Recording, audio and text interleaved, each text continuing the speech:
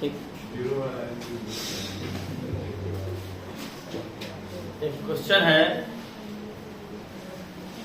ये मैग्नेटिज्म से है। 1.0 गुणे 10 के घात -9 कूलाम के आवेशित कण, माने एक आवेशित कण है जिसपे इतना आवेश है। चुंबकीय क्षेत्र vector B 4i cap plus 3j cap tesla में vector B -75i cap plus 100j cap metre per second से प्रवेश करता है। कण पर लगने वाला चुंबकीय बल का परिमाण और दिशा ज्ञात कीजिए। सबसे पहले ये अगर ढंग नहीं आ रहा है ये क्वेश्चन, आपको बार बार पढ़िए इसको 2-3 बार, ठीक है? 2-3 बार इसको पढ़िए और जो जो दिया है उसको लिखिए। फिर बात को समझते हैं। एक आवेशित कण है, ये एक आवेशित कण है। ये आपको कीबोर्ड 2025 में पूछा हुआ सवाल है, ठीक है? आप इसमें ध्यान देंगे। एक आवेशित कण है जिसका चार्ज दिया है, आप लिख दीजिए सॉल्व करते समय। चार्ज दिया हुआ है कितना? 1.0 गुणे 10 के घात -9 कूलाम। ठीक। चुंबकीय क्षेत्र भी दिया है, vector B 4i cap plus 3j cap tesla. चुंबकीय क्षेत्र भी दिया है, ठीक है? के कैप इसमें नहीं है, तो आप चाहें तो इसको ऐसे भी लिख सकते हैं 0 के कैप, ऐसे भी इसको लिख सकते हैं। ये नहीं है तो आप 0 के कैप लिख दीजिए। टेस्ला। वेग भी दिया है, vector B -75i cap plus 100j cap. राजन में कहना है कि तब इसमें भी के लगा दीजिए, के नहीं है तो इसमें भी लिख देते हैं 0 के कैप। जो नहीं रहेगा आप उसको 0 लगा के लिख सकते हैं। ये मीटर प्रति सेकेंड। अब आप लोग को सवाल समझ जाना चाहिए कि बात यह हो रही है कि एक चुंबकीय क्षेत्र है। बात यही हो रही है कि एक चुंबकीय क्षेत्र है जिसमें एक आवेशित कण है, जिसमें एक आवेशित कण है जिसका चार्ज q है, वो v वेग से गति कर रहा है। कितने वेग से? v वेग से गति कर रहा है। इसका मतलब कि जब भी कोई आवेश चुंबकीय क्षेत्र में गति करता है तो उस पर जो लगने वाला बल होता है वो होता है बराबर q v b sin theta. थोड़े से बुद्धि लगाएंगे तो इसका वेक्टर फॉर्म होता है, इसका वेक्टर फॉर्म सदिश रूप होता है vector f equal to q scalar quantity है, छोड़ दीजिए, ये दोनों वेक्टर क्वांटिटी है। और जहां भी वेक्टर का प्रोडक्ट से वेक्टर आता हो वहां क्रॉस प्रोडक्ट लिखा जाता है, vector b cross vector b। यहाँ चुंबकीय बल का आवेश पर लगने वाले चुंबकीय बल का सूत्र है वेक्टर फॉर्म में। यहाँ पर सब वेक्टर रूप में दिया गया है तो हम आवेश पर लगने वाला बल भी वेक्टर फॉर्म में ही लिखेंगे। लिख देंगे आवेशित कण पर लगने वाला बल, आवेशित कण पर लगने वाला बल कितना होगा? Vector F is equal to q vector b cross vector b। अब समस्या आ गई। आपको वेक्टर में पढ़ाया जाता है कि एक वेक्टर है a, जैसे a1i cap, b1j cap, c1k cap. चलिए इसको आप लोग को दोहरा देते हैं।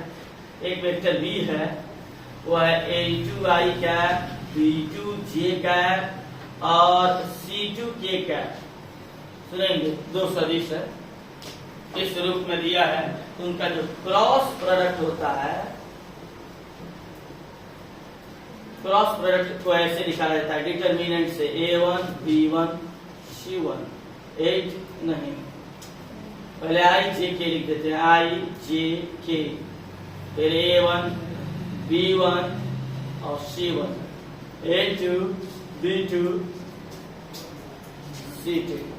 माने आई जे के को ऊपर लिख देते हैं, इसके गुणांकों को यहाँ पे और दूसरे के गुणांकों को यहाँ पे, और इसे डिटर्मिनेंट को सॉल्व कर देते हैं। मैथ में डिटर्मिनेंट पढ़ाया गया होगा आप लोगों को। उसी तरह से इन दोनों का क्रॉस निकालने के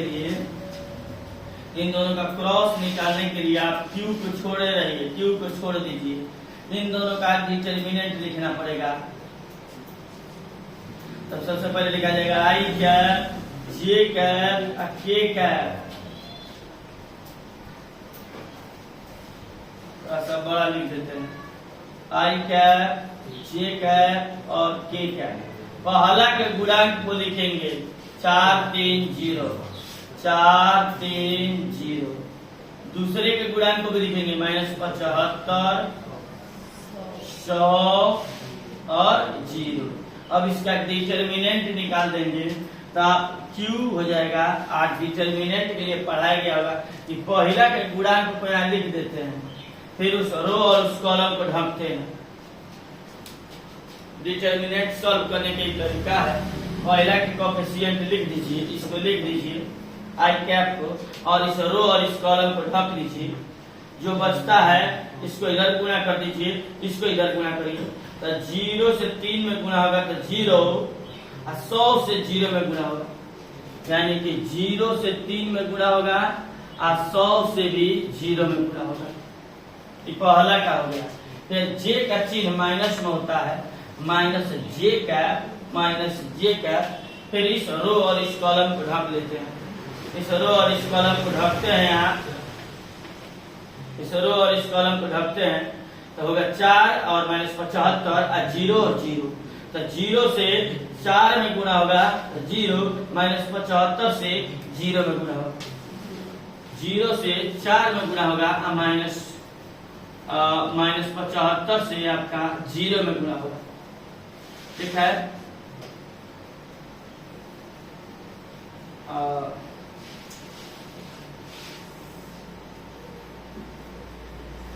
फिर वही बात, फिर यहाँ अब लास्ट वाले का चिन्ह पॉजिटिव होता है, लास्ट वाले का के कैप का चिन्ह पॉजिटिव होता है। और फिर इधर से इसको इस रो और कॉलम को ढकते हैं तो आता है 100 से 4 में गुणा करेंगे 400, 100 से 4 में गुणा करेंगे 400, और बीच में माइनस होता है, इसमें माइनस होता है। और 3 से -75 में गुणा करिएगा तो कितना आएगा? 15 7 21 225, माइनस में 225 आएगा, और ये ऑलरेडी माइनस है तो दोनों मिलकर प्लस 225 हो जाएंगे। ये आपका हो गया Q। अंदर क्या आ गया? ये 0, ये भी 0, तो 0 आई कैप, ये भी 0, और 0 से 75 में गुणा होगा तो ये भी 0 जे कैप। 100 और 225 को जोड़ दीजिएगा तो 400 और 225 को जोड़ दीजिएगा कितना जाएगा? 625। ठीक है, ये 0 है छोड़ दीजिए, 0 है छोड़ दीजिए। बॉल आपका निकल आया, क्यूब मुड़े 600, क्यूब मुड़े 625 के कैप। अब क्यूब का मान भर दीजिए, आप क्यूब का मान भर दीजिए। क्यूब का मान कितना है? 1 × 10⁻⁹ गुणे 625 के कैप। ये 1 से गुणा है तो उतना ही हो जाएगा 625 गुणे 10⁻⁹ के कैप न्यूटन। समझिए, बल लग रहा है न्यूटन के कैप। 1 से 625 में गुणा करेंगे तो 625 और 10⁻⁹ लगा रहेगा, और ये न्यूटन बल है तो न्यूटन में ही आएगा, और ये डायरेक्शन आ गया के कैप।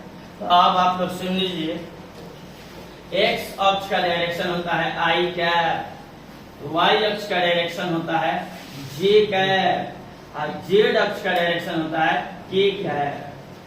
ठीक है, तो इस सवाल में आपका आया है ओनली के कैप। इसका मतलब इस बल की दिशा होगी जेड अक्ष की तरफ। बल की दिशा कहाँ होगी? जेड अक्ष की तरफ। आप यहाँ लिख सकते हैं डायरेक्शन, इसका लिख सकते हैं दिशा जेड अक्ष के अनुदिश, जेड अक्ष के अनुदिश। फिर आपको समझना चाहिए कि आवेश दे दिया, हम लिख लिए, चुंबकीय क्षेत्र लिख लिए और ये वेग लिख लिए। जब वेक्टर रूप में दिया है तो हमको बल का सूत्र जो वेक्टर फॉर्म में लिखना पड़ेगा, और वेक्टर फॉर्म में ये बल का सूत्र होता है vector F equal to, vector form में ये बल का सूत्र होता है vector F equal to Q into vector V cross vector V। अब यहाँ पे V क्रॉस निकालने के ये तरीके हैं, आपको पहले ही पढ़ाया गया होगा। वेक्टर A और वेक्टर B दिया हो तो उनका क्रॉस प्रोडक्ट निकालने के लिए डिटरमिनेंट बनाकर निकाला जाता है। तो इसका डिटरमिनेंट हम बना लिए, इसमें I J K है तो I J K ऊपर लिख दिए I J K, और पहले वाले के पहले V है तो V वाले के गुणांकों को पहले लिख लेंगे। गड़बड़ हो गई क्या? इसमें माइनस सब काम गड़बड़ हो गया। पहले V है तो हमको इसको पहले लिखना होगा, इसको बाद में लिखना होगा। सेम टू सेम ऐसे ही हल करेंगे, बहुत समस्या की बात नहीं है। देखिए बहुत समस्या की बात नहीं है। Vector V cross vector V है तो V वाले के गुणांक को पहले लिखते हैं -75, 100 और 0। तो ये -75, 100 और 0 इसको ऊपर लिख देंगे। आप B वाले के गुणांक को 4, 3, 0 इसको नीचे लिखेंगे। आप बनाइए तो इसको 4, 3, 0 को नीचे लिखिए, इसको ऊपर लिखिए। ऐसे ही हल करेंगे, सब कुछ ऐसे ही आएगा। बस अंतर यही है कि इसमें माइनस आंसर आ जाएगा। ये जो है इसमें माइनस आंसर आ जाएगा आपका, ये माइनस में आएगा। 625 माइनस में आया रहेगा, यहाँ पे जो है 625 ये माइनस में आ जाएगा, और ये फाइनल आंसर आपका माइनस में आएगा। बस चिन्ह का अंतर है, फाइनल आंसर माइनस में आएगा। तो दिशा होगी जेड अक्ष की, निगेटिव जेड अक्ष की तरफ। एक होता है जेड अक्ष ये है, इसके उल्टा तरफ नेगेटिव जेड अक्ष, ठीक है, नेगेटिव जेड अक्ष। तो दिशा आप जब इसको ऊपर लिख दे रहे थे, इसको यहाँ लिख के बनाए तो दिशा इधर आ रही थी, तो अब दिशा इधर आएगी, यानी कि फाइनल आंसर माइनस में आएगा। आप दिशा लिख लेंगे माइनस जेड अक्ष की तरफ, और बस कोई बदलाव नहीं है। आप इसको कर लीजिए।